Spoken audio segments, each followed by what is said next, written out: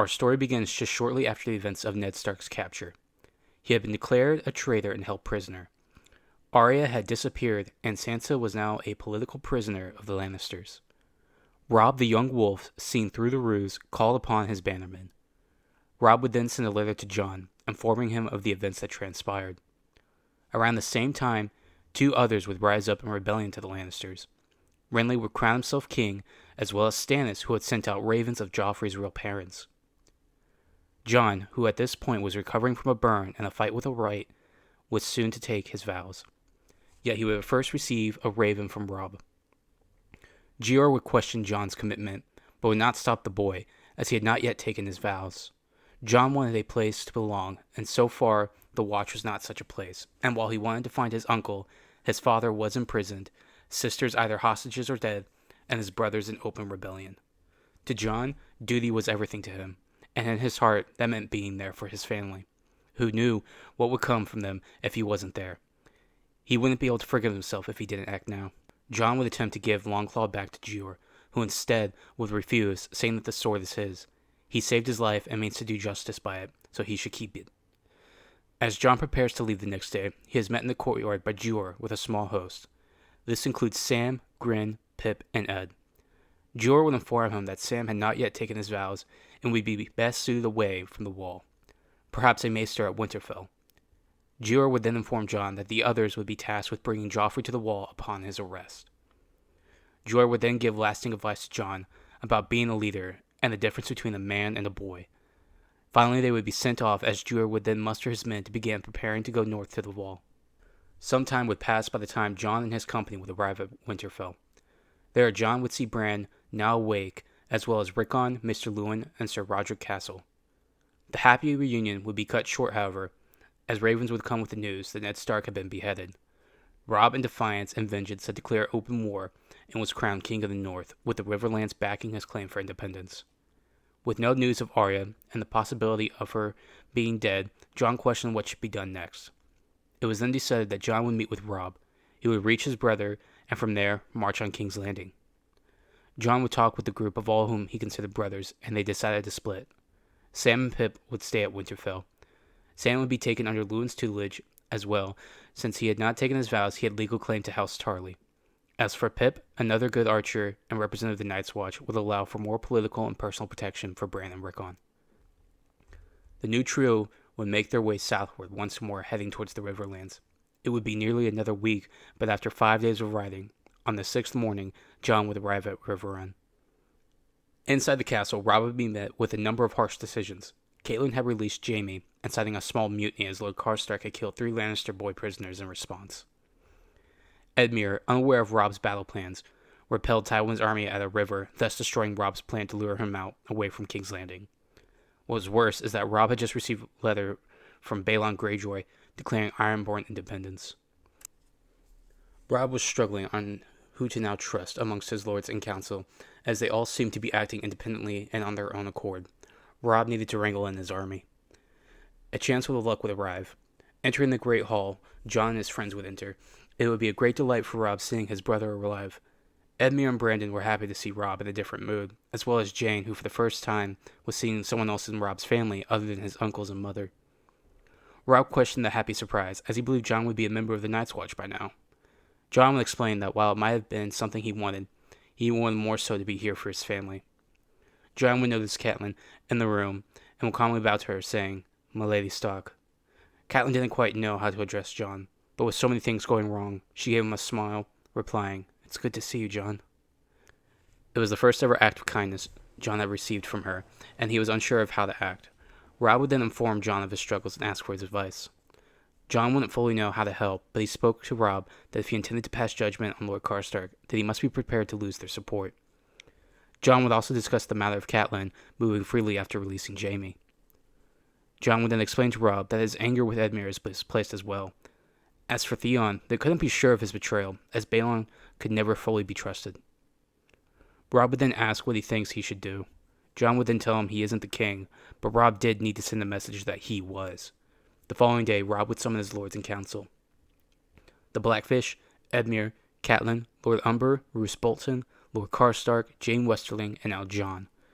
Robb would now pass his commands. The first thing he did was remind them all that he was in fact their king, declaring that all men who helped Lord Karstark break in would be sentenced to death. When Lord Karstark protested, Robb reminded him that Lord Karstark still had one more son within their ranks, and Robb was entirely sure if he had a hand in the attack, and therefore would allow lenience to him. As for Lord Karstark, his actions would be considered an act of passion and grief, and therefore, as punishment for his actions, he would be tasked with taking his troops back north to deal with the Ironborn threat. As for his son, he would remain with Robb as one of his Kingstark. Lastly, for Lord Karstark, he and his men would be tasked with escorting Catelyn Stark to Winterfell, where she would reside for the rest of the war. This acted as a punishment for both of them. Robb could no longer trust Catelyn to think clearly, and he was away from his main force for morale. As for Lord Karstark, in almost every way he was put into an unwinnable condition. He had to protect the woman who threw away his chance for revenge. His son was now a political prisoner, and he was being driven away to fight an entirely different war. To end the Karstark matter, Robb would then make a final decision. He would announce the raising of a new house. Jon Snow would be declared legitimate, and his new house, House Snow, would be created. All were surprised by this act. Even more was the shocking news that followed after. Jon was named Robb's heir until he sired a son. He would then be betrothed to Alys Karstark. This would unite House Karstark to House Snow, as well as fully secure the loyalty of the Karstarks from performing any more mutinous actions. Robb wouldn't start there. Next, Robb would then, after getting advice from Roose, would declare that his bastard Ramsey will be tasked with finding Theon Greyjoy and discovering whether he is in fact a traitor. If so, then he will face the traitor's justice. Robb would then declare that the Blackfish will stay in Riverrun and hold it from any attempts from the Lannisters. As for Edmure, since Robb had married Jane, would be married to one of Walder Frey's daughters and would take control of the twins as its heir. Robb would then ask for a volunteer force to track down Jaime Lannister and bring him back to the north where he would be beheaded, telling Lord Karstark that if he succeeded in his campaign with the Greyjoys, then he'd have the pleasure of dealing the striking blow. Jon would volunteer, much to the people's surprise, telling Robb that the best way to repay him for all that he's doing for him, as well as give his future father-in-law closure, is to bring them Jaime Lannister. Jon would head out immediately with his fellow brothers. Roose would then offer Jon the assistance of one of his best trackers to join him. Robb would accept this offer, saying that upon his return, Jon would have his wedding. Robb would end the meeting, declaring that if any of them took issue with his commands, they were welcome to a trial with his dire wolf.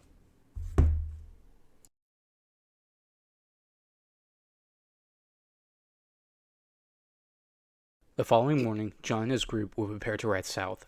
Mounting their horses, they would be greeted by Roose Bolton's huntsman, Locke.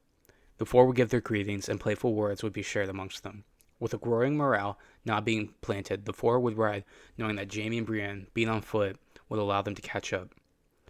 They would make their way down south, adjacent to the King's Road. The lands were still considered tested, but luckily for them, Tywin's forces stayed farther south, trying to claim more parts of the Stormlands.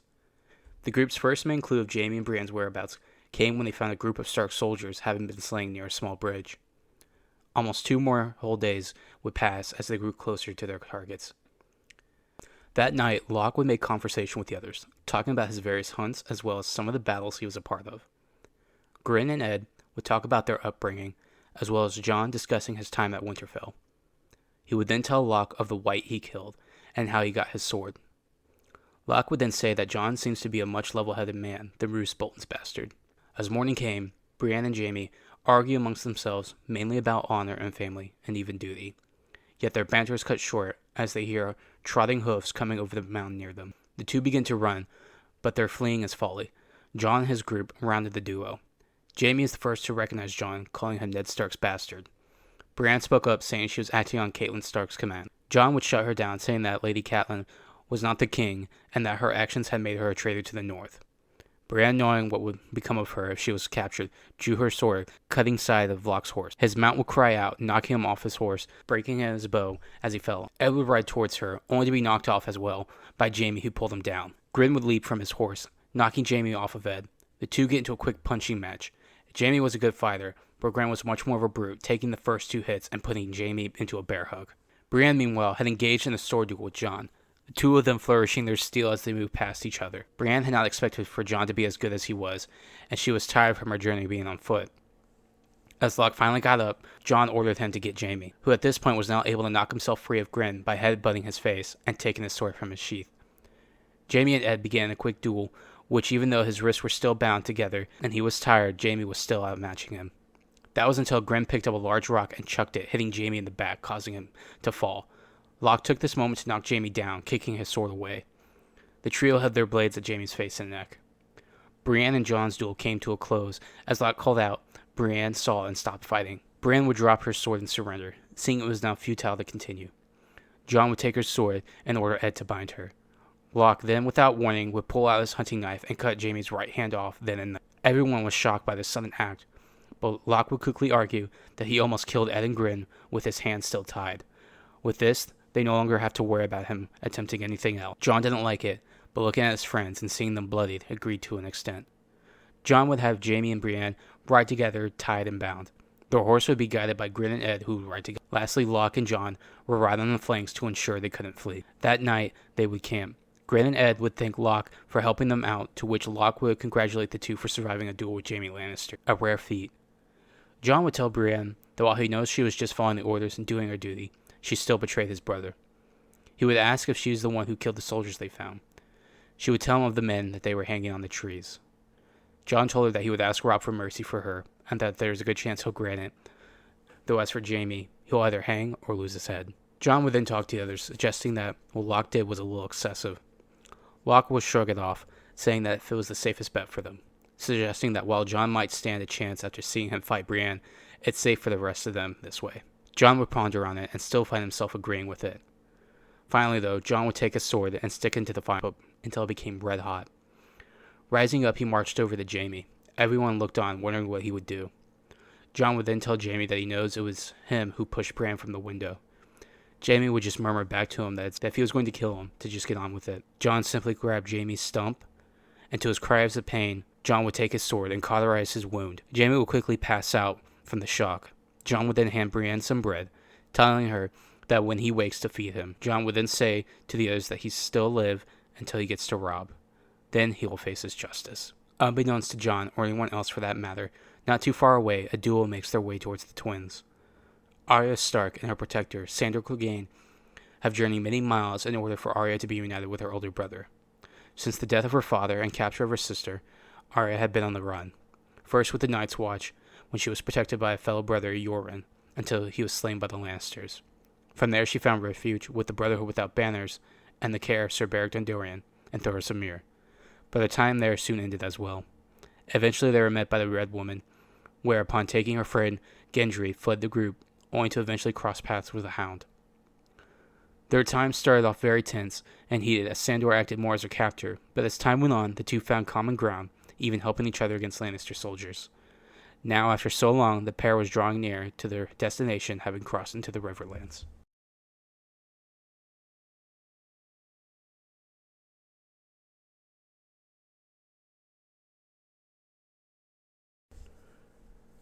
Jon walked the camp, kicking dirt upon the fire as the others got onto their horses. Jon paced over to Jaime to check his hand. The cauterizing had stopped the bleeding in its near entirety, and so far there seemed to be no infection. Jaime just stared at him dazed, with flickers of anger in his eyes. Jon apologized for the hand, but remarked that his brother could no longer walk, and as far as Jon was concerned, they were even. Locke commented that they would reach Riverrun by nightfall, as they began to ride once more. Not far watching them right over the hill, Arya and the Hound waited for them to pass. Arya questioned who they were. The Hound would say he doesn't know for sure. They were in contested lands, and Lannister scouts could be anywhere. For now, they should play it safe until they reached the twins. As night came, the castle was full of music and celebration. The party was extravagant, as all of the main northern lords were in attendance at Edmure and Rosalind's wedding. The fiddlers played joyful tunes, and the many lords and soldiers enjoyed the company of the servants and wenches. Arya and the Hound found themselves outside of the castle trying to find a way inside. A guard stops them and questions who they are. When the Hound points out that he is Arya Stark, he is met with skepticism. The guardsman orders him to wait, as he'll send word and get his commander, the Blackfish, to come meet them. With no other choice, the two find a place to wait just outside the castle gate. Unbeknownst to them, Jon and his group arrive just outside the first set of encampments. They inform the guard that they come with Jaime Lannister. The guardsman ushers them through the guard post, and the four begin to ride down the main road to the castle. Yet as they draw near the castle gate, Jon noticed Jaime take a glance at the man standing next to him. It was the Hound, who looked as though he had saw a ghost standing in front of him. Jon also noticed who stood next to the hound. It was Arya. The sudden joy and excitement they both felt, though, would immediately be cut short, as from the gate itself, 3 Frey men would suddenly appear and cut the throats of 2 Stark soldiers. Chaos would erupt all around the encampment and castle. The Boltons and Freys would begin stabbing and attacking Northmen everywhere they saw. 2 men would come for the hound, who drew his sword and killed the attackers.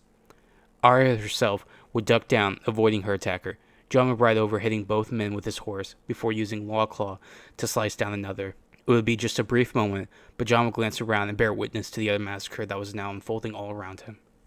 He would only snap back to the sound of his name. It was Gren. He and Ed were dismounted, killing Frey men that attacked them.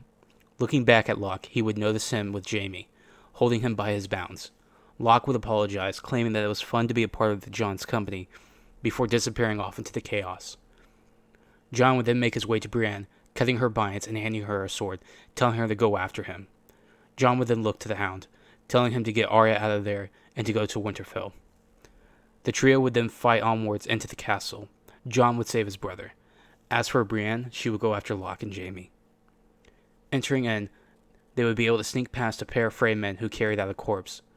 Jon would recognize the sigil on the female corpse. It was of House Mormont. A sinking feeling came into Jon's heart as they traversed the House of Horrors. They would come across a group of Frey men in the Great Hall, and quickly ensue in a fight. Gren, using his size, would quickly get his opponent in a sword bind and toss him to the ground before killing him. Ed would parry a few swings before slashing the face of the Frey soldier.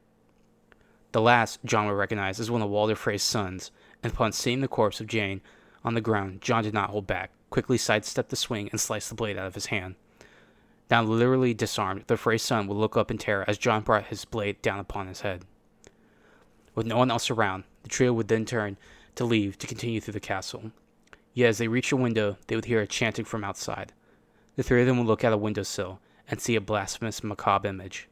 The Frey and Bolton men would chant out, "Here comes the King of the North," over and over, as they carried Robb's headless corpse on a horse, with Grey Wind's head mounted on top. Jon would fall back against the wall, heartbroken in disbelief. Gren would suggest to Jon that they needed to go. More would be coming any second, and they needed to escape. Ed seconded the idea, claiming that Jon needs to move. He's still got his sister out there, and right now trying to get out of that mess, and they needed to go now if he's going to save her. Jon would shake his head in agreement, and they would begin making their way down the halls, only stopping when they came past another pair of Frey men. They seemed to be guarding a door. A voice came out from the other side, begging to be released. The trio would make quick work of the 2 guards. Inside, they found Edmure and Rosalind. Edmure would demand what's happening. Jon would only toss him a sword, claiming that the Boltons and Freys had betrayed them. When Edmure questioned Robb where he was only met with an empty and saddened look by Jon as he shook his head. Ed would ask about Rosalind. Jon would tell Gren to take her, as she was coming with them as insurance. Hearing about what was happening, Edmure himself would not disagree with the action. While he was newly wed, he was in fact only just recently wed and did not know much of Rosalind. The group would eventually sneak their way out, as many of the Frey and Bolton armies had begun to clear their work and march around the area in celebration. Finding some horses, they would then begin riding out to safety, but to also find Arya.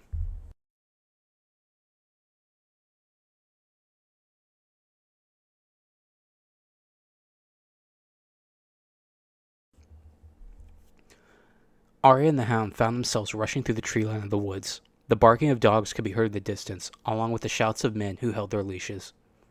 The Hound would toss Arya aside as a dog would leap out from the bushes nearby, nearly landing upon her. The Hound, with his sword drawn and one swift swing, cut down the animal before it could once more try to attack Arya.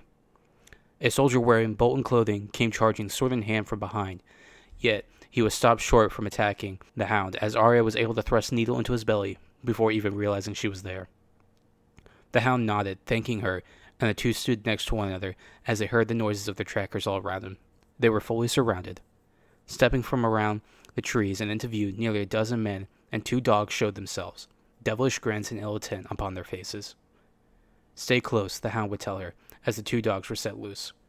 Only it would be then, with the sound of horses galloping, Jon would appear, trampling the first dog as he swung his sword to kill the other. Startled, the Bolton men were unable to prepare themselves, as 4 more horses appeared. Gren flung his axe across the air, quickly dropping one of their foes. Ed circled the area with Jon as they cut down 3 men each. The Hound killed 2 more as they tried to sneak in for a kill. Edmure with Rosalind riding with him brought the empty horse over to the Hound and Arya for them to mount, telling them to quickly get on. Arya and the others would watch as Jon continued to run down the Bolton men. There was some kind of darkness hanging over Jon now, and Arya had never seen it, yet she always thought it could always be there. Now, after everything she's seen and experienced, after her father and now Robb, she understood it, for she felt it too. Jon would circle back to them, checking to see if they were okay before telling them that they needed to head back north to Winterfell. When the Hound questions if that was even possible with the Ironborn raiding the north, and now the Boltons and Freys having taken over, Jon would inform them that whether or not they control the north is not for certain. They still live, and so does their mother and their brothers. Rickon and Bran are still in Winterfell, with their mother already heading there now with the Karstark army. None will know of what transpired the night before yet. They needed to go now before it was too late. However, unknown to Jon, it was already much too late. Catelyn and Lord Karstark and their army came over the hill line to Winterfell to see smoke rising. As Catelyn's heart sank and the Karstark army rushed over, they found the main gates to the castle open and no one to be found. Catelyn would call for her children, and none would answer her. She would then see hanging from the walls the corpses of Maester Luwin and Old Nan. Lord Karstark would question the madness. His men would then call out, claiming that they were being attacked from the rear. Lord Karstark would call for his men to prepare for battle. They walked into a trap. Lord Karstark would curse the Ironborn. Yet a fear would creep into Catelyn, as she smelt a foul, burning stench. Walking around the corner to the stables, Catelyn would drop to her knees and scream as she witnessed a great terror. 2 children laid on a pair of crosses having been flayed. Next to them, what seemed to be 2 massive dogs were burning in a fire. Above the children, a sign that reads, "Here lies the Lords of Winterfell." She then turned her face to see the heads placed on pikes of both Sir Roderick and Hodor. With no more sound coming from her body, Catelyn looked up to see a man standing before her. He wore the sigil of House Bolton upon his chest, and had a smirk upon his face that showed the true demented demon that lived behind his eyes. Lord Karstark would notice an assortment of other banners with the Ironborn flags. They were both of Frey and Bolton banners. Their armory, numbering around 2,000, mainly of Ironborn and other mercenaries, clashed upon the rear of Lord Karstark's 1,500 men. Lord Karstark would run to check on Catelyn, but it would be too late as he saw her lying on the ground with her throat slit. Lord Karstark would sound a retreat. His men were mounting heavy losses, and pretty soon he wouldn't have an army. Yet before he and his personal guard could flee the castle, they were set upon by dozens of Bolton men who butchered them whole. Lord Karstark cried out as he killed man after man, only to be pierced by 2 arrows before falling. The remainder of his men fled the area in a full rout. Ramsey stood over Lord Karstark's body, pleased by his work. He was then met by one of Walder Frey's sons and Dagmar Cleftjaw. The 3 of them would move on and prepare for the next steps of Robb Bolton's grand plans to take over the north. Deep in the north, though, past the long lake, a company of 8 and 2 direwolves make camp for the night.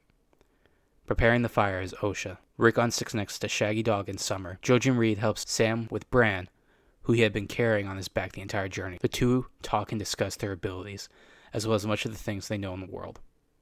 Pip stands on watch with a bow. Mira, with her own spear, walks away from the fire near the water, where she sees Theon contemplating a great deal of many things. She offers her condolences about Robb and the others, comforting him by telling him there is nothing he can do now or change, but what he was able to do for Bran and Rickon means everything to the world more than he knew, more than anyone could know. Theon would thank her, and the 2 would rejoin the camp. Jon and his group would find themselves reaching the border of the Neck. Little words would be spoken amongst them as they tried to come to terms with their lives, and the idea that they are now going to be hunted in their own homeland. To avoid the growing Bolton and Frey patrols, they moved east along the coast, before heading north once more. Reaching the shore, Arya pointed out a town off in the distance, nearly a day's ride away. Jon mentions that they are about a few days from White Harbor now, and would see a few villages. It would still be safer to avoid any, though, until they reached Winterfell. They would rest that night where they were. The next morning, they would all be awoken to blades pointed at their throats. Jon would awaken to see everyone held captive, yet from what he could tell, they weren't Bolton or Frey men. They weren't even Ironborn. It took a moment before Jon heard the Hound curse aloud, as their captors lowered their weapons as one of them recognized Arya. She would call out his name as Ongai. Coming into view, 2 men showed themselves. one with an eye patch and the other with red hair placed into a bun. It was Sir Beric Dondarrion and his brotherhood. When the Hound would question how they found them, Beric would turn his head and inform them it was by the Red Lady's power and the will of the Lord of the Light. Everyone would see Melisandre ride up on horseback. Jon would ask what they wanted, and Melisandre would inform them that their quest to return home is folly. She had foreseen the deaths of their house and destruction of their home. They are now needed elsewhere. Jon would argue, not wanting to believe her, yet she would just tell him that his destiny, and if the Lord of Light wills it, his true family will be north at the Wall. Jon would question why the Wall, as nothing she was telling him was making sense. Melisandre would just tell him that the one true King Stannis Baratheon has sent her and the Brotherhood to find and take them to the Wall, for that is where the first battle and the wars to come for the living is to take place, and King Stannis wishes once more for House Stark and Baratheon to unite under one banner. Seeing no other real choice in the matter, Jon would accept the offer, and the group would be placed upon a ship and sent north to meet with the one true king, Stannis Baratheon.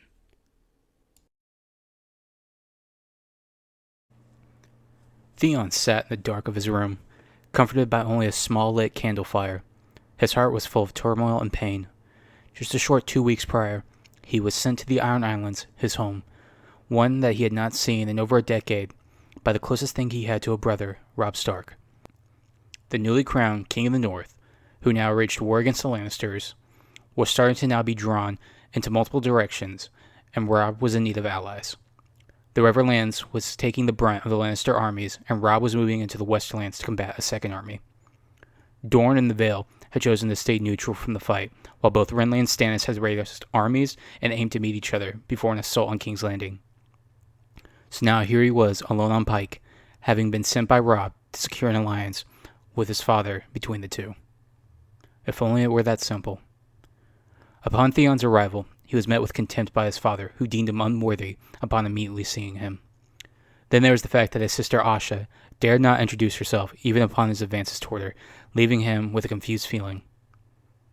Though truly the worst thing to happen to him upon his nightmarish homecoming would be that his father, Balon Greyjoy, had informed him of his grand plan.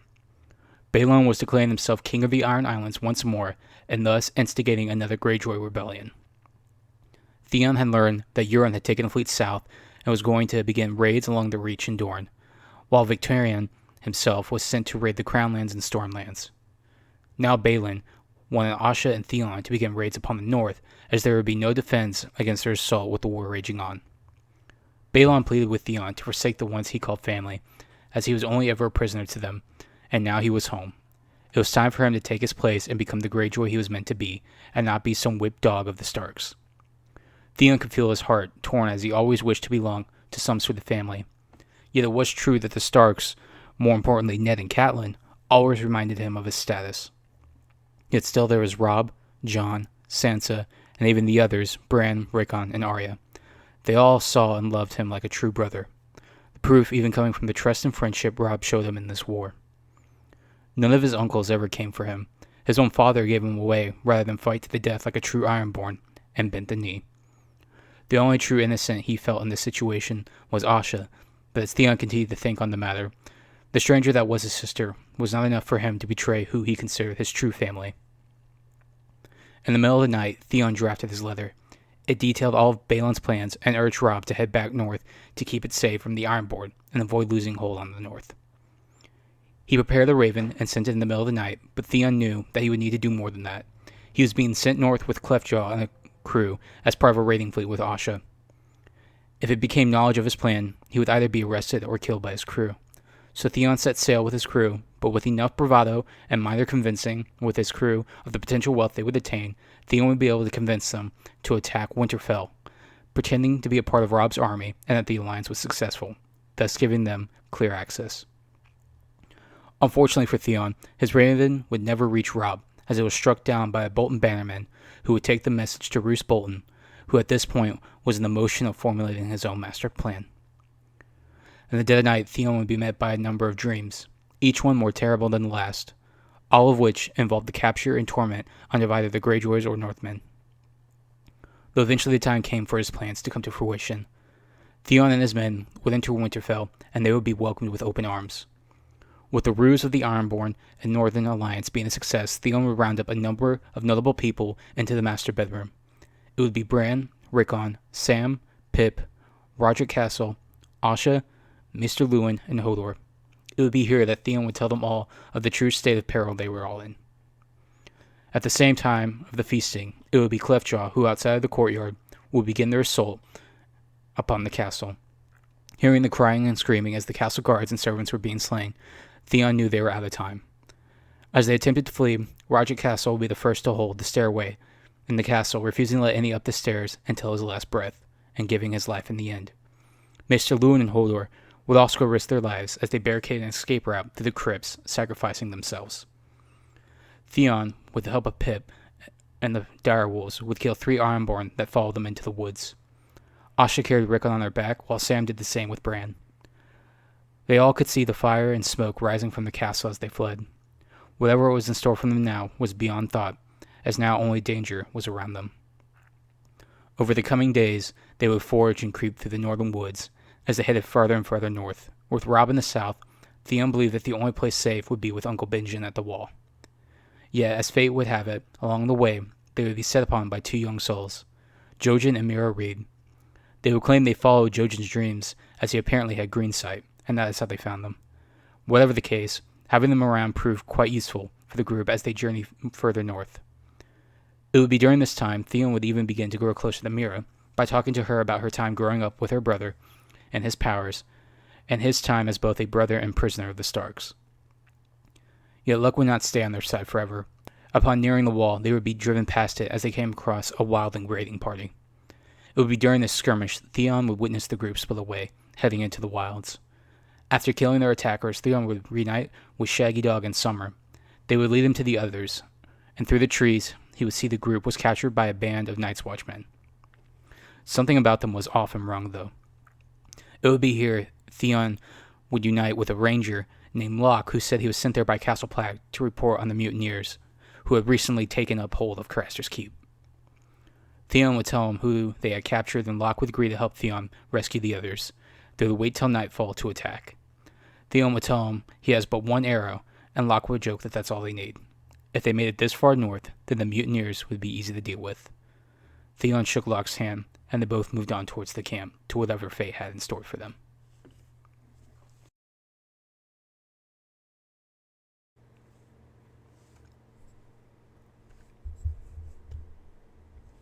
Jon and his group, consisting of Arya, the Hound, Edmure, Rosalind, Grin, and Ed, looked over the side of their ship to see their destination, the castle of the Night's Watch, Eastwatch by the Sea.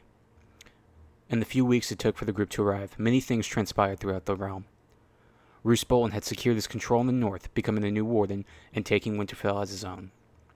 Walder Frey had taken the Riverlands from the Tullys, and the Ironborn had been pushed from the mainlands of the north as a new alliance was formed. This being a pact between the Boltons, the Freys, and the new lord of the Iron Islands, Victarion Greyjoy, who killed his brother Balon and claimed the title for himself, and thus entering a financial and fruitful alliance that will allow him to rebuild and grow the Ironborn Armada to its greatest heights. Upon entering the castle, Jon noticed the many banners of Stannis, as well as the expansive war camp surrounding the castle. While the others found their rooms to rest from their journey, Jon himself would be summoned by Stannis. Jon would approach the one true king as he stood upon the wall, looking out at the northern wilds. He would also notice the presence of Sir Davos Seaworth and Melisandre standing nearby. Stannis would comment to Jon about how he heard what had happened to his family at the Twins, giving him his condolences and informing Jon that he aimed to head south and take back the north. Jon would then ask what he was doing here, then, at the most northern part of the world, if he wished to go south. Stannis would then acknowledge Davos to speak. Davos would then show Jon a number of letters, the first being the revelation that both Joffrey and Tywin had been murdered, the culprits supposedly being Tyrion Lannister and his sister Sansa. Davos would then inform Jon that Sansa had gone missing, having fled the capital after the murders. Jon, though, would still press why Stannis is at the wall, not attempting to take King's Landing a second time during all the chaos. Stannis would then show Jon the letter from the Night's Watch, detailing the massive Wildling army massing to assault the wall. There would then be details of a mutiny at Craster's Keep and the death of Jeor Mormont. This news would anger Jon, as he had always respected Lord Commander Mormont highly, and saw him as a good father figure he never had. Stannis would then tell Jon that he once thought to save the realm, he needed the Iron Throne, but thanks to his advisor, he realized to sit on the Iron Throne he would need to save the realm. That's why he had come north. Stannis informed Jon that he brought his army to repel the Wildlings, and then once they were dealt with, he'd root out the Boltons and end their traitorous house once and for all. With the North united once more, he would then free the Riverlands from the frays and lastly march on King's Landing. Stannis' speech and charisma was very apparent to Jon. It had been a long while since he had felt the drive to follow someone. Davos would then comment to Jon that apparently, to the Northern Lords, he had been legalized. When Jon responded that he had, Davos would ask if the Northern Lords would follow Stannis if he did. Jon would say that the Northern Lords are strong-willed and are not too fond of Southerners, but more than anything, they never forget. If Stannis means to march on the Boltons, then Jon would definitely join him, and that he was sure there would be plenty of Northerners who would happily join to get back at the Boltons for the Red Wedding. Davos would chime in once more, speaking to Jon, alluding to Jon's betrothal to Alys Karstark. Jon would confirm that he was set to meet and marry her upon his return to Robb. Stannis would tell Jon he aims to keep that pact, as the Karstark forces are one of the least depleted since the war began, and in order to take the north they would need their force. Stannis would confirm to Jon that word would have spread of his survival, and that some of the northern houses would surely flock under his banner. If he meant to save his home and family, then the time to fight was now, but first and foremost they were to deal with the threat that is right in front of them. Jon would then offer his sword to Stannis and swear allegiance to the one true king. When Stannis would ask why he would pledge himself when his brother was king and he was named heir, Jon would answer that he never once craved power. He may have had dreams of being ruler of Winterfell, but those were just a child's dreams to help with the reality of his life. If Stannis means his words, and has come to aid the North from threats both internal and external, then why not fight for the right side? His father died defending Stannis' claim. His brother died fighting the same traitors that usurped the throne and cast the realm in chaos. In Jon's eyes, Stannis was always his ally. Stannis would smile to Melisandre and Davos and accept Jon's oath of service. Stannis would then let it be known that the bastard Jon Snow is dead. From this day and all days to come, the name of Snow is dead to Jon. He would now bury it. Stannis would then have Davos send ravens to all houses in the north, and the main houses of the realm, that from this day onward, Jon would be named Warden of the North under the crown of Stannis Baratheon, the one true king of Westeros. Stannis would then declare Jon's new name, White Stark, in honor of his heritage, as well as his bastard origin and his companion Ghost. Stannis would then make his way down the wall, telling Jon to ready his companions, as in the morning they set out for Castle Black. Sir Alliser Thorne stood watch over the courtyard of Castle Black, watching both seasoned veterans and new recruits scramble to ready their defenses. Since that battle at the Fist of the First Men, reports continued to flood in that Mance Rayder had been uniting and massing all of the Wildling clans under one banner, anywhere from tens of thousands to 100,000 strong.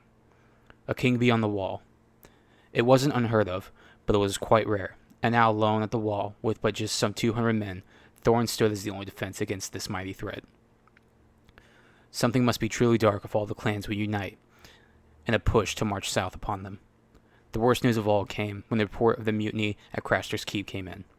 Some 20 brothers killed Lord Commander Mormont, Craster, and 8 other brothers. And now they claim the keep as their own, calling it the Crow's Nest. Traitors, all of them. Nothing more he hated than traitors. Before his time on the wall, Thorne was a knight himself, having fought for the beloved Rhaegar Targaryen against Robert Baratheon and Ned Stark, even fighting in the Battle of the Trident.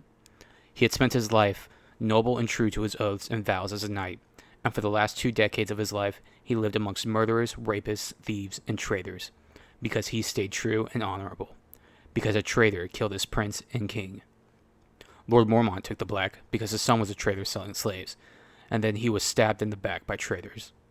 Now once more, Thorne was to fight one last battle against an army of wildlings led by a traitor of the Night's Watch. This was his curse, to fight all his life against traitors, and now he knew in his heart that before the battle began he had lost. In a twist of irony, this brought great fortune to those who now served under him, for he was angered and bloodthirsty, a seasoned commander with a strong disdain for those that now came for his throat. He would make sure that for every one brother he lost, he would take 50 of the wildlings with him. The sun was setting, and the time for war was drawing near. He had kept scouts constantly on the lookout, and had learned of a raiding force some 200 strong already making it past the wall. Expecting a rear assault, he stationed recent recruits and former captain of the Gold Cloaks, Janos Slynt, to man the ground defenses of the castle. The recruits would mount the towers, while the Sworn brothers would set defenses on the walls. Orthel Yalwick and Bowen Marsh would also mount the rear. As for main defense along the wall, Thorne would order Donald Noyle and a number of smiths to begin maintenance upon the many ballista and catapults to get them battle ready. A young boy, a new recruit, stood near Thorne. His name was Ollie. His family had recently been killed by the Wildlings, and now Thorne watched over him, turning the young lad into his personal squire. With the sun disappearing behind the mountains and horizon, all was going black.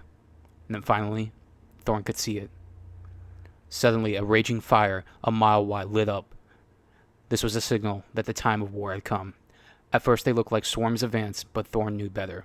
On the ground, the army of Mance Rayder had come. Thorne scoffed, and when the boy questioned why he responded that way, Thorne would tell the boy that it seemed that the reports seemed to have underestimated the size of Mance's army. Thinns, mammoths, Hornfoots, Ice River clans, cave people, the White Tree clans, and Frozen Shore people. Hell, even giants walked amongst them. All the free folk had come. Shame, it seemed they would all die by his hands tonight.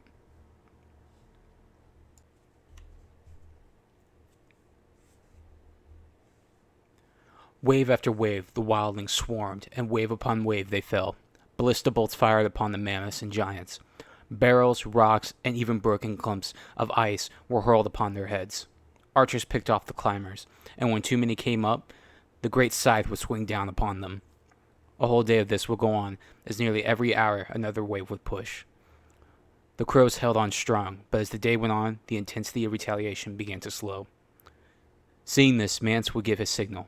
Upon nightfall, once more, the attack would commence, and with it, this time Thorne would hear another blow of a horn, only this one being that of the brothers down low.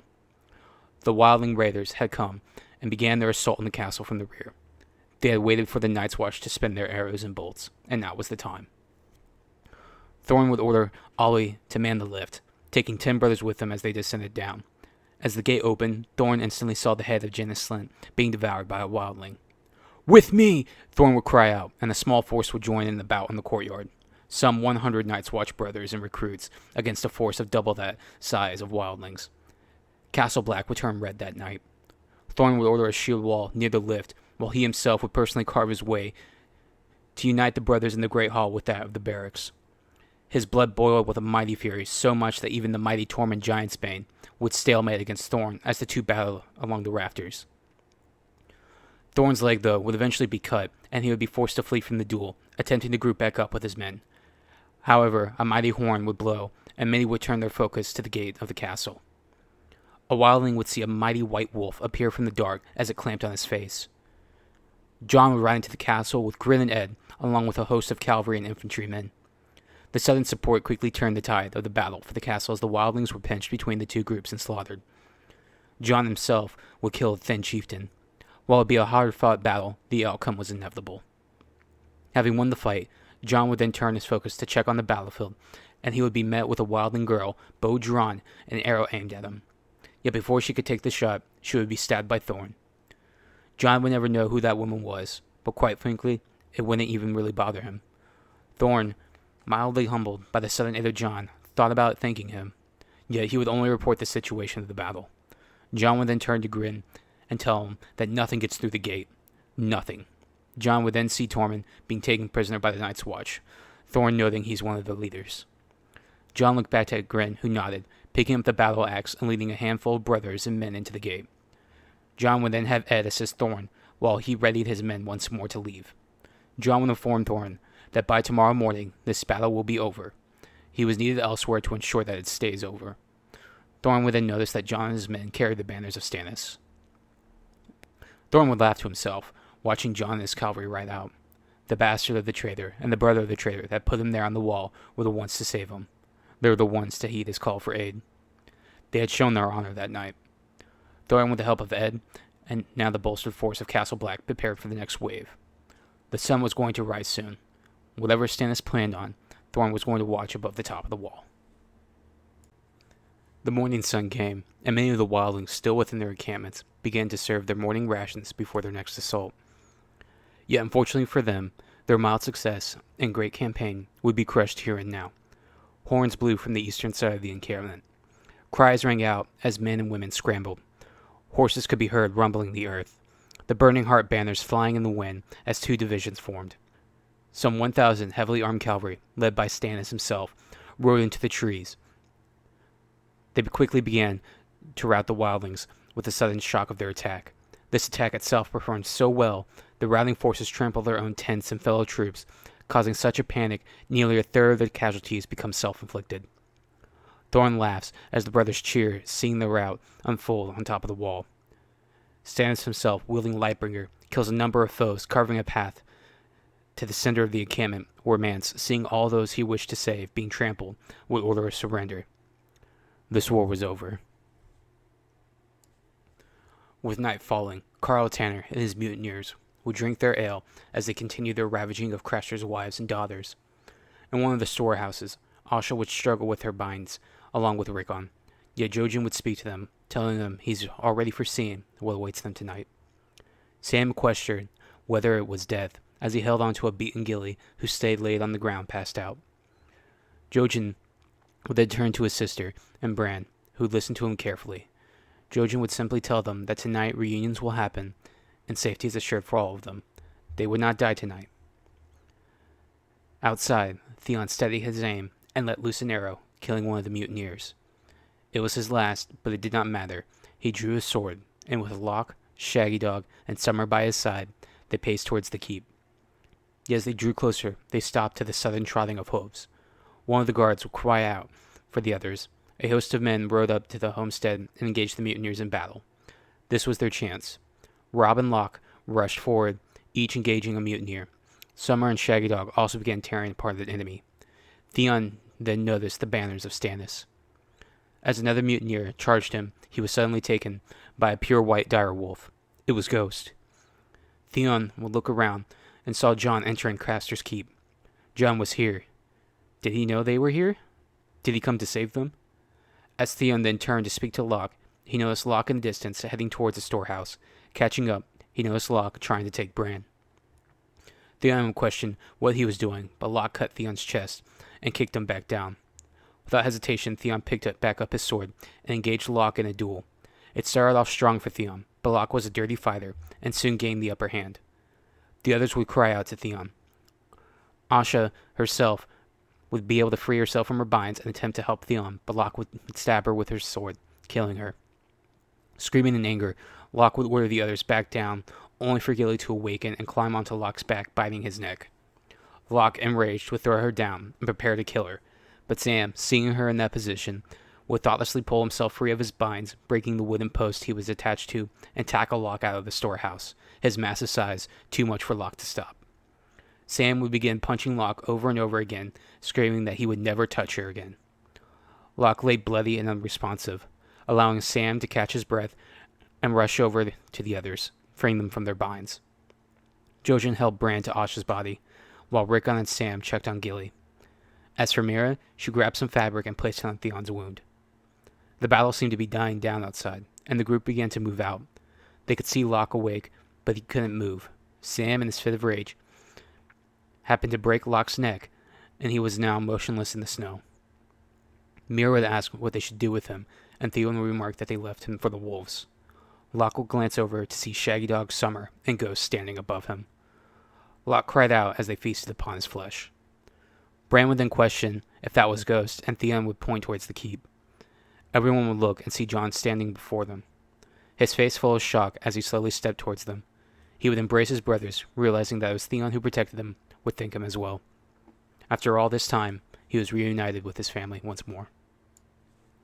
The following morning, Jon would arrive back at Winterfell with his men, as well as 3 more companions, his brother Rickon, Sam, and Gilly. Waiting for them at Castle Black would be Ed, who would tell Jon that Gren had passed after killing a giant. Alliser Thorne, Davos Seaworth, and the young Princess Shireen would also be present. When Jon asked about Stannis, Davos would inform him that after the battle, they heard that a host of Northmen were seen near Molestown. He had gone with his own host to meet them. As for his sister Arya and his other companions, they are on their way to Castle Black now, being escorted by Sir Beric Dondarrion. Jon would inform everyone that he'll ride from Wolfstown now. He would ask that Sir Alliser keep an eye on everyone here at the castle with Ed. Thorne would simply nod. He still struggled with his feelings toward Jon, but after everything that happened, whatever he felt would be buried, and he would move on.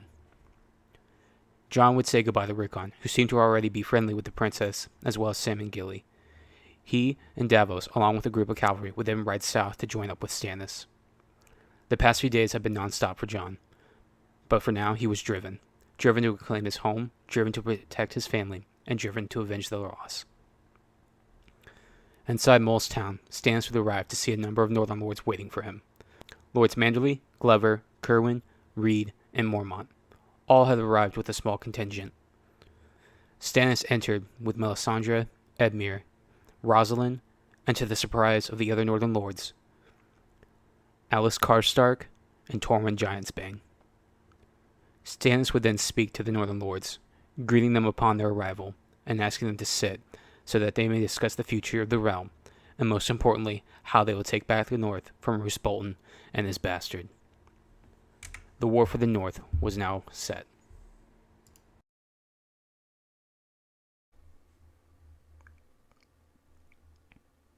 The Northern Lords sat along their tables and chairs, sitting across from them the man often known as the Southern King, Stannis Baratheon. Along the right sat Lords Manderly, Kerwin, and Glover. On the left sat young Lady Mormont and Lord Howland Reed. Sitting parallel was Tormund Giantsbane, Edmure Tully, and Rosalind Frey. Next to them was Melisandre and Alys Karstark. Standing in the center, looking over the group, was Stannis himself. The room was tense. They had all come to see if it was truly possible to defeat the Boltons and free the North.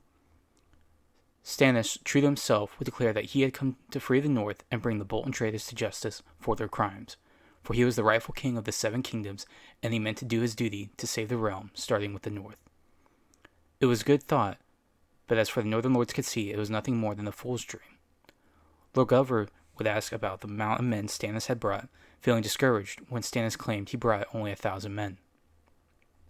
Lord Kerwin would question the presence of a wildling, to which Stannis would inform that Tormund Giantsbane had agreed to ally his clan to the cause if he was given lands beyond the wall. Lord Manderly would question if another 1,000 or so wildlings would make such a difference, remarking that the Boltons command nearly 6,000. They also had the assistance of the Karstarks and Umbers, adding another 2,000 men, along with a contingent of 800 Frey bannermen that were sent north. Stannis noticed Howland Reed and Lady Mormont stayed silent on the matter. When he questioned their position, Hal insisted that he stay silent until all arguments are spoken, and then he would give his answer. As for Lady Mormont, she had informed Stannis that the North was an independent kingdom, currently in possession of a traitor. If they would kill said traitor, then the North should once again be given back to the people. She had sworn allegiance to the Starks, and recognized no true king but the king in the North, whose name was Stark. Stannis would smirk at the young girl. She was just a child, but showed more balls than any of these Northern Lords. It would be at this moment Sir Davos would arrive with Jon to witness the meeting of the Winter Council.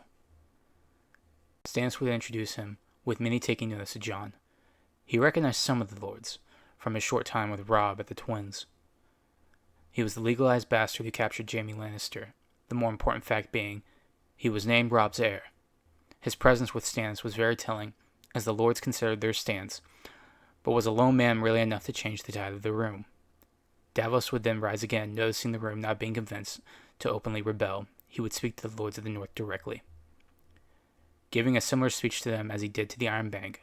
Stannis has come to them in their time of need, as no other lord in Westeros would even bother.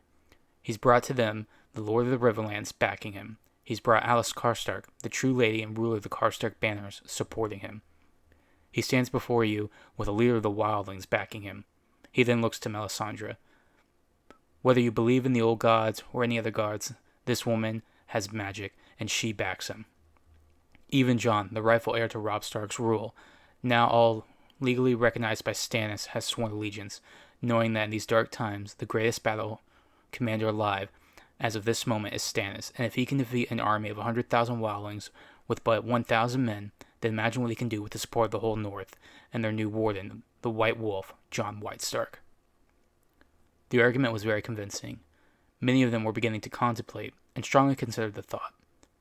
Jon and Alys will give each other a look, as it was their first true in-person meeting since Robb's declaration of their betrothal. Jon would then stand to speak as well. He would give them all his thanks and respect for coming to this meeting, as he knows the danger and the risk they all took to come. Jon would then inform them that his siblings Arya and Rickon were alive at Castle Black thanks to Stannis. He was alive thanks to Stannis.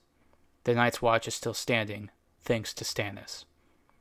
Jon would then press to each of the lords their shared loss from the Wood Wedding, how they killed Robb and Lord Manderly's sons, how Roos's bastard flayed Lord Cerwyn's father, or how Mage Mormont gave her life in an attempt to recover Robb's body. He would then look at Howland Reed and comment about the sacrifice they made for their children and the sacrifices they now must make.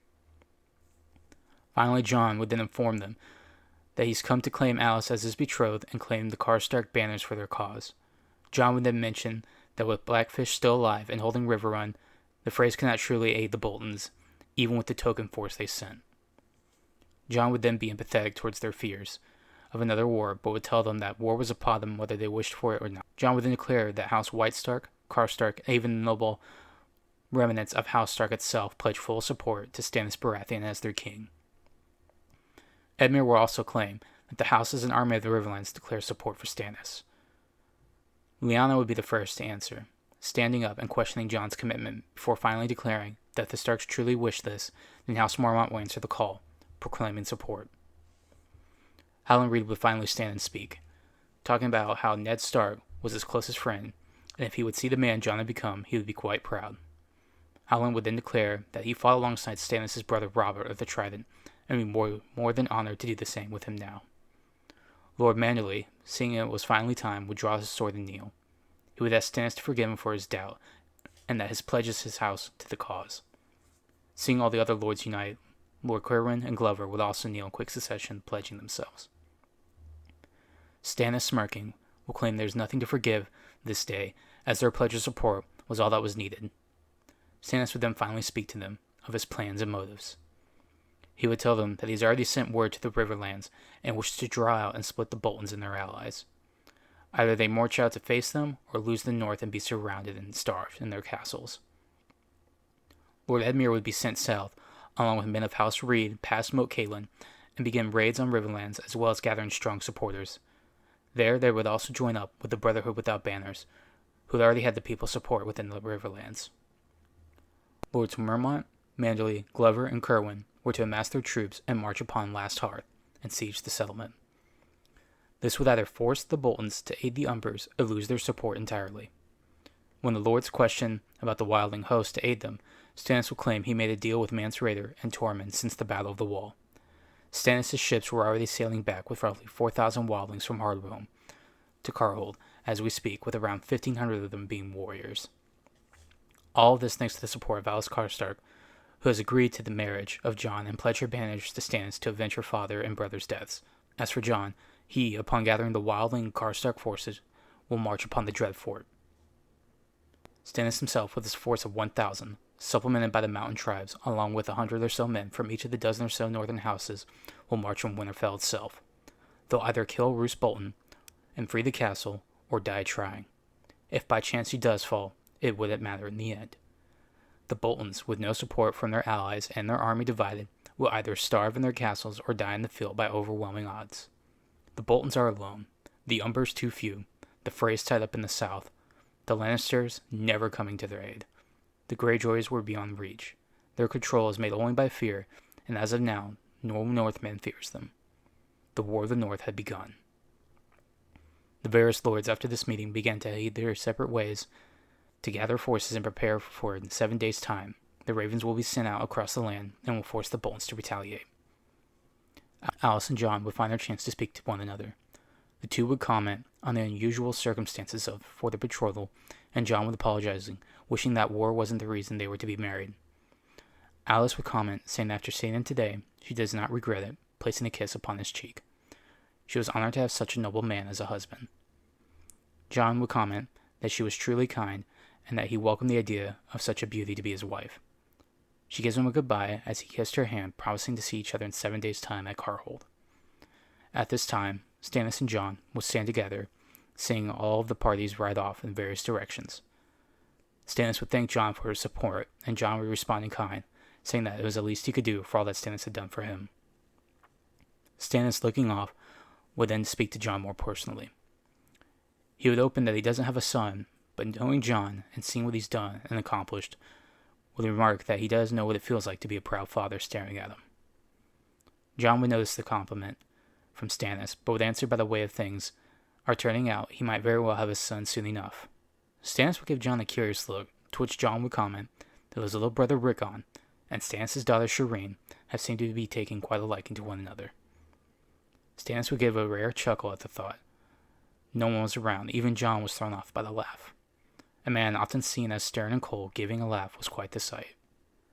Stannis would then claim that the last time Stag and Wolf united, dragons died. Now it was time for lions and skinflayers to do the same. The two mounted their horses and headed back to the north, to the wall, with the others and prepare for the war that was to come.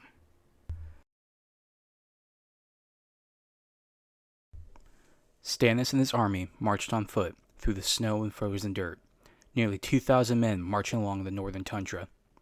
He marched unmatched for most of the travel, for the most part, but that would change as of 2 days ago his camps were ransacked by Ramsey Bolton, the heir to the Dreadfort and quite possibly the most vile man in the north, more so than that of his father.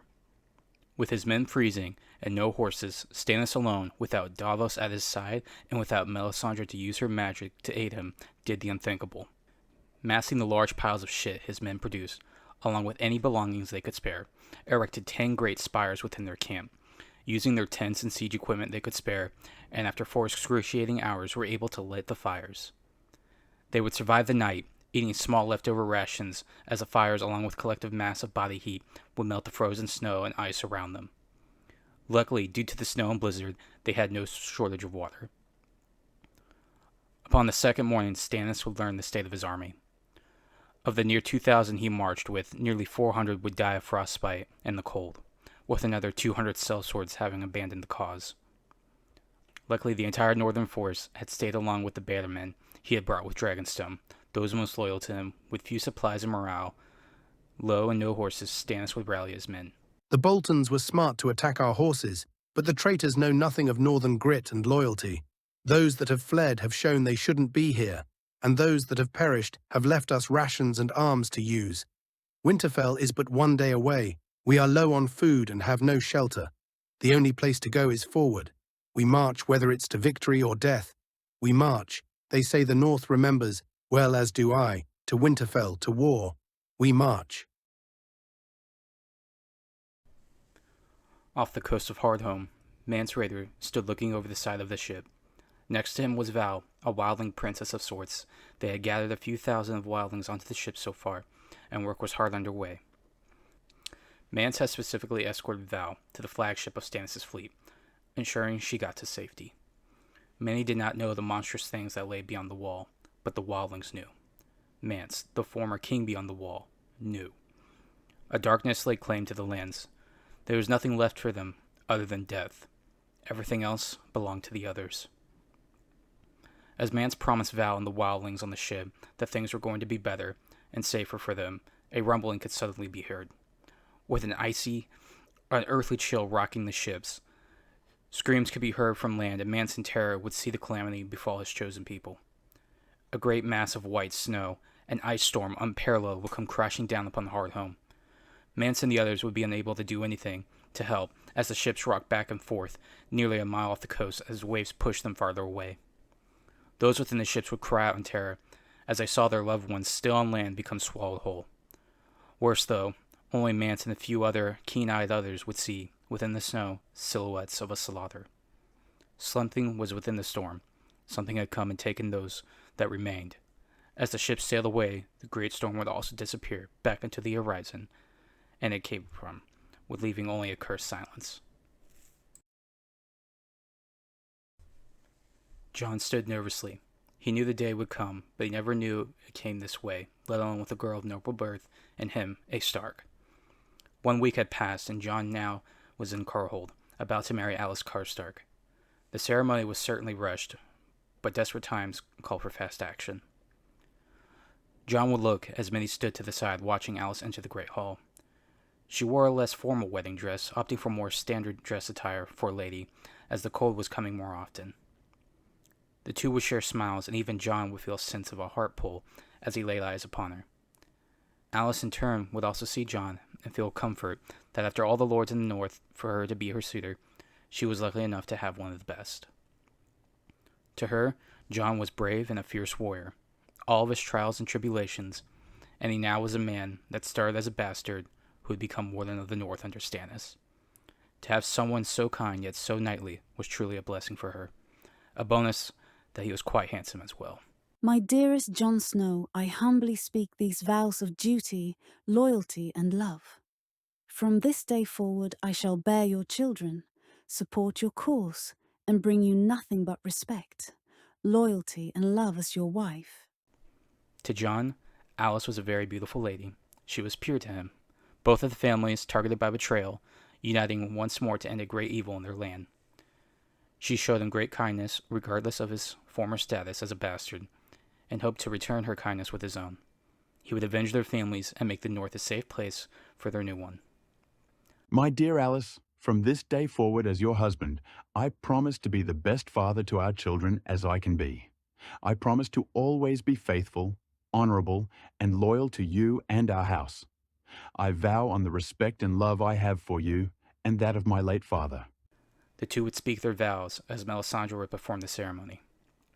Davos and Tormund would be present, as well as Sam, Arya, Rickon, Theon, Osha, Ed, and the young lady Shireen. Jojen and Mira had continued on north beyond the wall with Bran, to where fate had decided that is where they must be needed. Jon would bid Alys farewell, along with Arya and Rickon. They, along with Sam and the young Princess Shireen, would stay in Carhold. With the wedding over, Jon with his new warband of Ed, Davos, and the Hound with their new force of Northmen would march. They would even make contact with Mance and Tormund with their army of Wildlings. An army of nearly 3,000 now marched on the Dreadfort, their banners the White Star of the Karstarks, the Dire Wolf of the Starks, banners of crows, bears, and other wildling clans, with lastly an inverse of the Stark banner, a white dire wolf upon a black field, with a white crow hovering above head, a nod to those Jon looked up to most.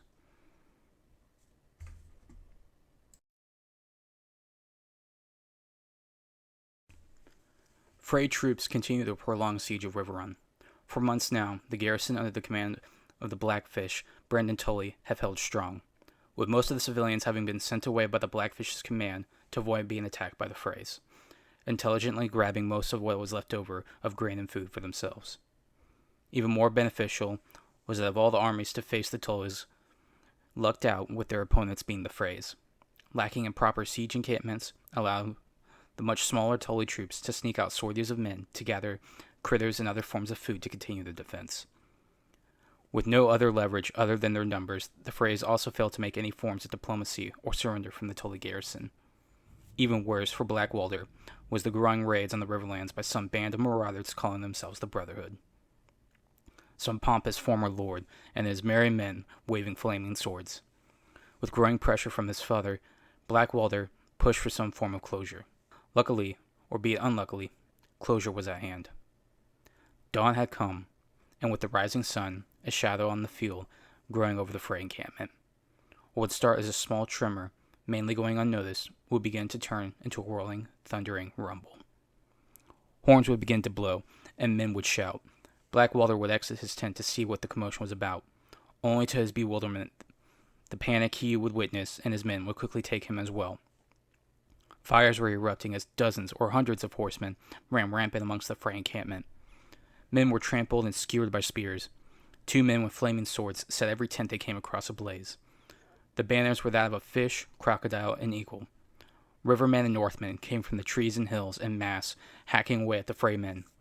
Each strike with an axe or blade was penance for a lost loved one from the Red Wedding for the Northerns and Rivermen.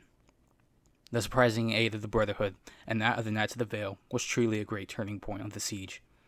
Blackwalder would find a horse and begin riding away with his routing men, seeing in the back behind him the gates of Riverrun open and the garrison sallying out to join the battle. The end result was never in question. With the battle over, the Blackfish would look over the field and see a group walk to him. The Blackfish would have a proud smile on his face as he looked upon his rescuers. Sir Beric Dondarrion, Sir Thoros of Myr, Lord Howland Reed, as well as Brienne of Tarth, her squire Podrick, and Lord Royce. Walking up to the Blackfish was Edmure himself, escorting two women. Edmure would present to his uncle his wife Rosalind and Sansa Stark, the new Lady of the Vale. Brandon would welcome Sansa and Rosalind with open arms, giving Edmure a nod of approval, having earned his respect.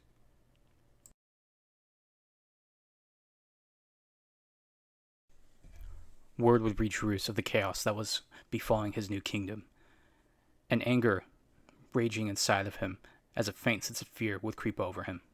With his son Ramsey having returned from his raid on Stannis' encampment, Roose would hear that Ned's bastard, Jon Snow, was now on the march to the Dreadfort, with him Wildlings and Karstarks.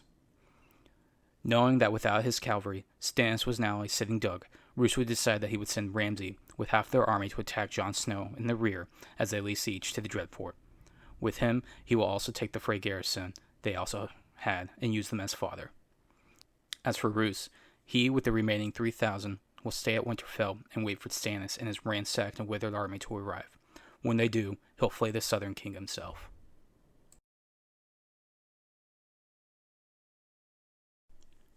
Stannis and his army crest over the hillside as they marched upon the icy open field. Winterfell came into view, and Stannis with his forces began to give a sigh of relief, having reached their destination. Stannis would begin to tell his men to stay sharp and keep an open eye. Within the hour, they would start hacking down the nearby trees and begin making siege works and defenses. Yet one of Stannis' men would comment that there wouldn't be a siege. Stannis would look to see Roose Bolton and a large cavalry force riding out to meet them. The irony. After all Stannis had done and gone through, he was now about to face the trial of his life. He counted what seemed to be some 2,000 or so riding out to face him. Stannis would chuckle, thinking of Renly. In his mind, Stannis would ask Renly that if he fails today, then to forgive him, for he thought he was doing what was best for everyone. Stannis would draw his sword Lightbringer, its glowing blade shining like a burning green flame. Seeing their commander square up to the horde coming down upon them, many of the immediate close force began to draw swords and close ranks with their commander. "Square! Square!" men would shout. A strong phalanx would form in the front as the northern men began to curve their line. In the rear, the rest of the sellswords would flee hoping to escape, but would be the first to be run down by the flanking Bolton horse riders. The mountain clans would also break ranks, but instead of fleeing, would attempt to clash the Boltons in a melee. Of the near 1,500 Stannis had left with, in the opening minutes to half hour of the battle, almost 700 would be slaughtered. Maybe more, taking only some 300 or so of them in kind. Roose would then sort his men into 4 separate detachments surrounding Stannis' position, with a final group of some 200 archers in the front. Under Roose's command, the archers would let loose their arrows, peppering the Northmen. 3 volleys would fall upon the northern coalition, followed by a rotating series of cavalry charges upon the northern line. For 3 hours, 6 separate charges would crash upon the Northmen, and each time Stannis would repel the Boltons. Yet for each charge, a few dozen of their own men would fall, taking an equal number of Boltons in kind. Roose, growing impatient, would ready his men once more, this time for a final push, seeing the cracks form upon Stannis' army. Seeing that this was likely to be the final push, as much of each side was worn and exhausted, Stannis would loudly laugh. His loud boasts so uncharacteristic of the stern southern king, his taunts and loud pride on full display, his mockery of Roose being so loud and morally uplifting he could have easily been mistaken for the late great Jon Umber, or even his older brother, Robert Baratheon. This man, win or lose, was already their king, Stannis Baratheon, the rightful king of the 7 kingdoms, the southern king, the king who cared, and now the king of the north. Banners rose up around the Northmen, showing their houses amongst them the burning stag heart. Stannis was amongst men, real men, his new brothers of the battlefield. Roose sounded the horn, and in one great charge they came crashing down. The Bolton archers would loose one more volley overhead to hit the Northmen, disrupting their brace. Stannis would raise his sword, calling for his men to hold as the army smashed. It would be in that moment Stannis would feel it. A single arrow would pierce his exposed armpit. 2 of his men would catch their commander before he could fall. 3 Bolton men would clash against them, with Stannis using his other hand to catch a spear from piercing his face. 4 more men from each side would clutch together as they closed into melee. 5 men fell every second. 6 times, Stannis rallied men around him to keep fighting and going. On the 7th, his arm was knocked back, snapping the arrow into his side. 8 Bolton men, seeing Stannis drop in pain, attempted to rush him, with Roose leading the attack. Yet 9 Northmen came to Stannis' aid as he picked back up his sword Lightbringer. Stannis killed 10 men with such a ferocious pain inducing berserk that those seeing the green sword hacking away began to flee in terror. It was as if Robert Baratheon himself was on the battlefield. By the end of it, the Bolton army was routed and fleeing, with the last remaining couple hundred of Northmen standing proud. But their victory was a Pyrrhic one. Stannis himself dismounted and captured Roose, bashing his pommel into Roose's face, knocking him out cold. The battle was over, and Winterfell was freed. Stannis walked over the battlefield to see his spoils, yet unbeknownst to many, Stannis began to feel the air and life leave his body. The arrowhead was still lodged into his side, and the battle having pushed it further in. As one of the soldiers would call out to him, Stannis would collapse.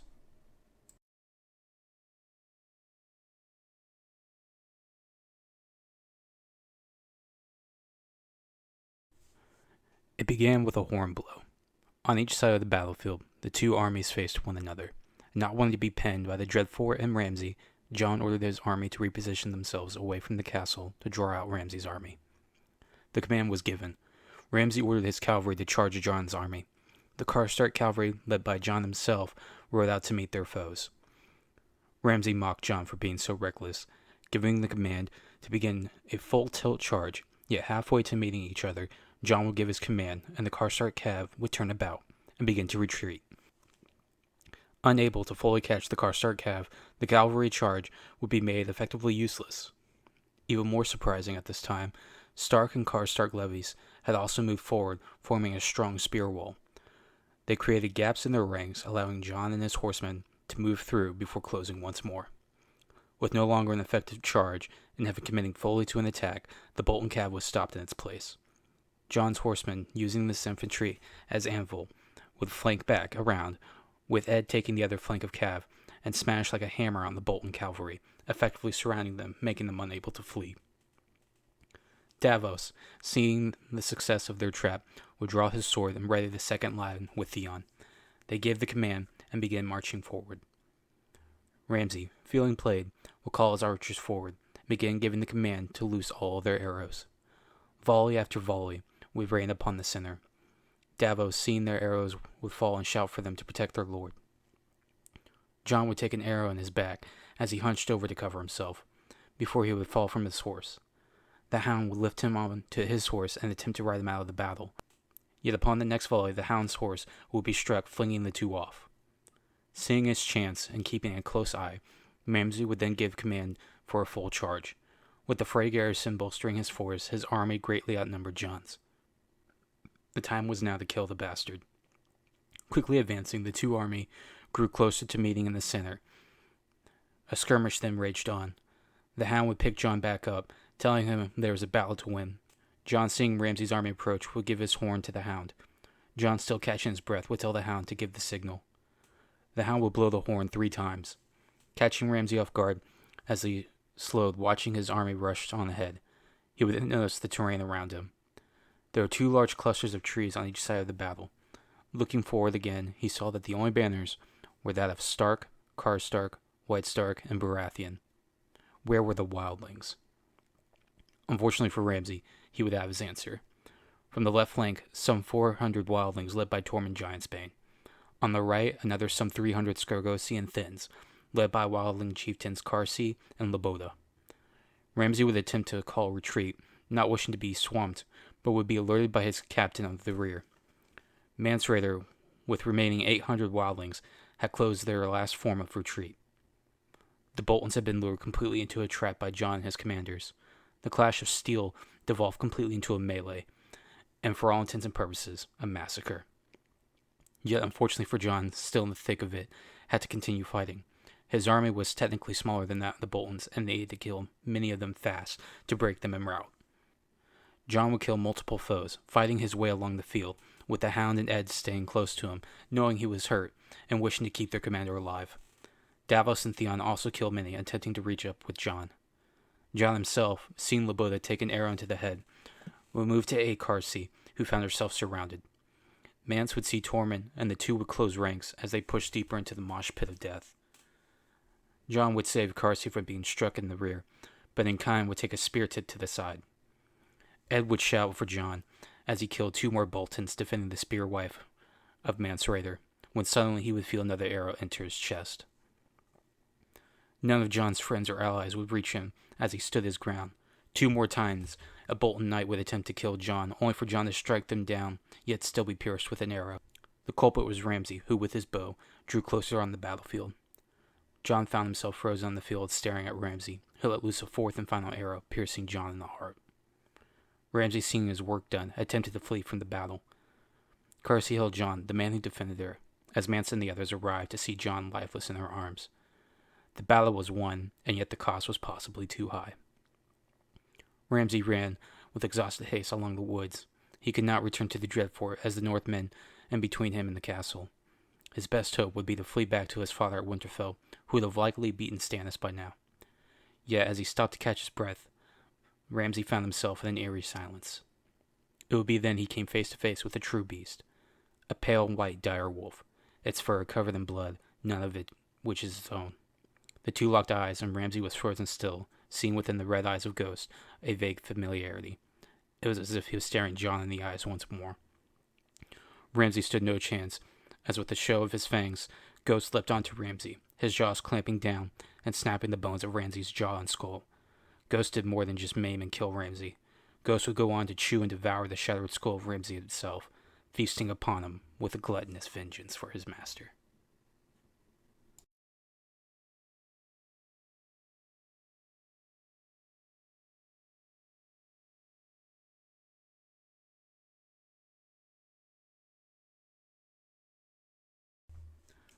Over the coming 2 days, all would gather at Winterfell under Stannis' behest. He knew what no others did. He was dying. The arrowhead was removed, but the fever had not left him. Melisandre with Thoros of Myr would argue to Stannis to let them heal them, but Stannis would deny them all once he saw the fallen body of Jon when it arrived to be prepared for burial in the crypt. Stannis would then order Melisandre and Thoros to bring Jon back. When they protested and argued, Stannis would tell them that it was an order by their king, and to refuse such an order would mean death. Melisandre, following the prayers and instructions of Thoros on how he could revive Beric, prepared Jon to perform the ritual. After some time, though, nothing would happen. One by one, many of those most loyal to Jon would leave the room, yet Stannis, not shaken in his belief in Melisandre and Thoros' magic, would stay. Those that chose to stay with Stannis were Davos, the Princess Shireen, who wished to stay by her father's side, Arya, who did not wish to leave her brother again, Mance Rayder, who owed it to Jon to wait after saving his wife, and lastly, Alys, his wife, who, while having only known Jon for a short time, found herself, in some form, have love for him. Ghost leaned against Alys, waiting, his ears peeking up, as he rose to face the body. With Ghost getting their attention, everyone watched with anticipation as they saw Jon's chest move. Jon would wake with a great gasp of air. He had come back from the depths of blackness. No one in the room had seen a dead man rise before, at least, and still be human. Jon would question how he was back, to which they would all turn to Stannis, who struggled to catch his breath. Jon would ask why Stannis chose to save him, other than himself, and Stannis would comment that he is old, and his reign would be short if he ever made it back south. But Jon was still young, and had all the same advisors he had. He could lead them through the nights and wars to come. He could be the protector and savior the realms of men need. The one to make it all right. It was time for Stannis to pass on the torch, as he had found his heir in Jon. Even more miraculously, Mira Reed, with the aid of cold hands, would return alone from beyond the wall, seeing that while she had lost her brother, Bran, she last saw him, was safe. He had become the three-eyed raven, is what he had told her.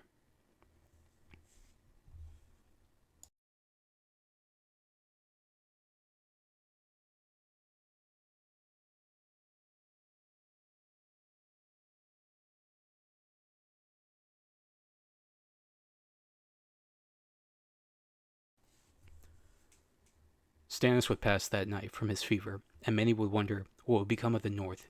Yet no one would attest now that Jon was alive then. He would be crowned the new king of the North. Jon would hold a council of his lords the day after. Many things would change as Jon would make his first decrees as king. First and foremost, Jon would announce the betrothals of Rickon and Shireen, with Jon naming Rickon the new lord of Winterfell. Mance Rayder and Tormund Giantsbane would each be named Northern Lords, and their clans, along with the other wildlings that came south, would be given the empty and decommissioned castles of the Night's Watch. The Bolton and Frey prisoners they had would be given to the Wall to join the Watch or face death. Next, Jon would name Gendry Rivers, the bastard of Robert Baratheon, as his true legal son, renaming him Gendry Baratheon, granting him the Dreadfort. Sansa, now the Lady of the Vale, would be named Warden of the East, with young sweet Robb and Arryn finally having their wedding. Theon would be granted Moat Cailin for his bravery and service to House Stark, with Theon taking Meera as his betrothal.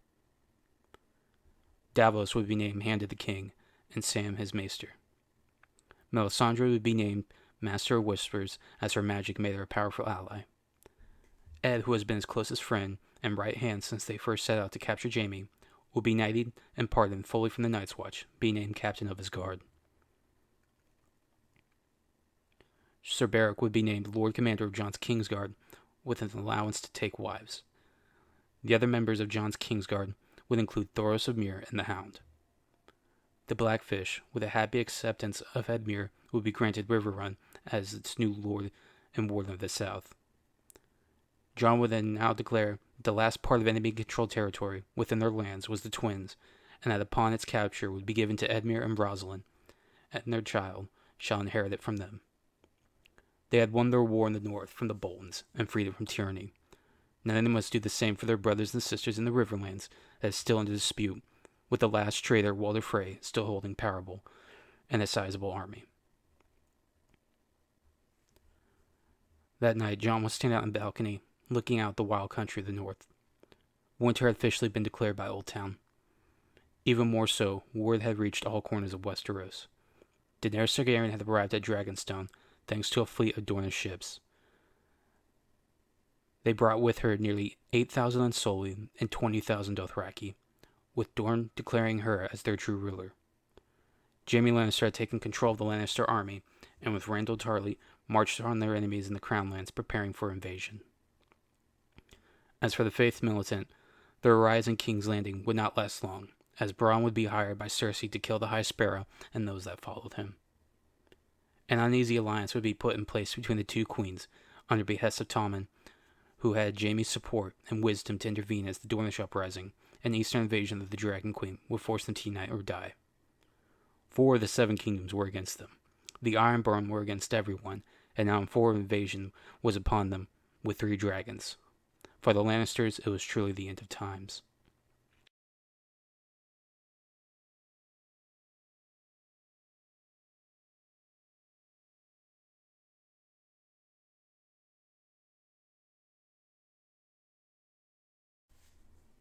Jon once more found himself standing frozen, the vision clear as he would have at every other few nights.